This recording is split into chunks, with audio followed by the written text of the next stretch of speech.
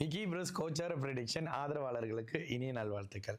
September 15ஆம் தேதியிலேருந்து September 21ஆம் தேதி வரைக்கும் மேஷ ராசிக்காரங்களுக்கு எந்த மாதிரியான கோச்சார பலன் இருக்கு அப்படின்னு பார்த்தீங்கன்னா, வாரம் தொடங்கும் போதே ராசிநாதன் ராசியை வலுத்து பார்க்கக்கூடிய அமைப்பு. சுக்கிரனோட வீட்டிலேருந்து பார்க்குறாரு, சுபத்துவமா இருக்காரு. ஒரு சிலருக்கு 7ஆம் பாவகத்தின் சுபத்துவ தன்மையும், ஒரு சிலருக்கு 7ஆம் பாவகத்தை சரி செய்யக்கூடிய தன்மையும் இப்பொழுது நடக்க ஆரம்பிக்கும். சுபத்துவ பலன் என்னங்க? வாழ்க்கை துணை, கணவன் மனைவிக்கு தேவையான அமைப்புகள் செய்கிறது. நல்ல தன்மை செவ்வாயுடைய இன்வெஸ்ட்மெண்ட் மாதிரியான அமைப்பு, மருத்துவம், அதிகாரம், கட்டணம், நெருப்பு, ஆயுதம் சார்ந்த அமைப்புகள்ல வீடு வாங்குறேன், மனை வாங்குறேன், நிலம் வாங்குறேன், இது சார்ந்த அமைப்புகள்ல இருக்கிறது.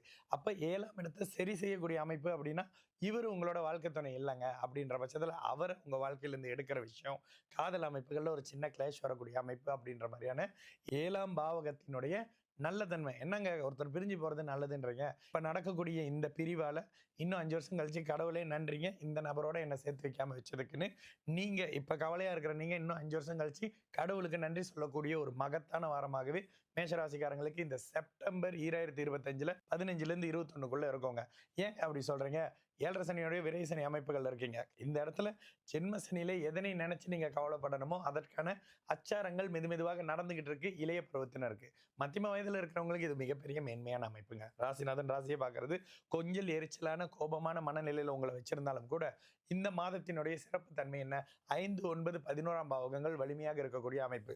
பாக்கியாதிபதி பாக்கிய வீட்டையே தொடர்பு கொள்றாரு, 7ஆம் இடத்தை தொடர்பு கொள்றாரு, 11ஆம் இடத்தை தொடர்பு கொள்றாரு. வாழ்க்கை துணை அமைப்புகள்ல நல்லது. சிலருக்கு கல்யாணம் நடக்கும், சிலருக்கு குழந்தைகள் பிறக்கும்ன்ற மாதிரியான நல்ல தன்மைகள் இருக்கும்.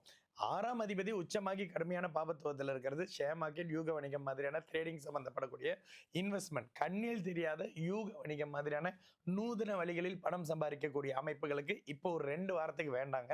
6ஆம் அதிபதி ஒரு மாதிரியான கடுமையான அமைப்புகளை செய்வாரு.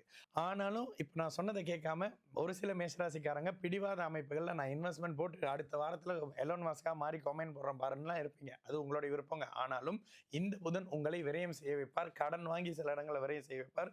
கவனமா இருங்க. யாரையும் நம்ப தேவையில்லாத ஒரு சுமாரான ஒரு வாரமாகவே மேஷராசிக்காரங்களுக்கு இந்த செப்டம்பர் 2025ல 3வது வாரம் நிச்சயமாக அமையும்.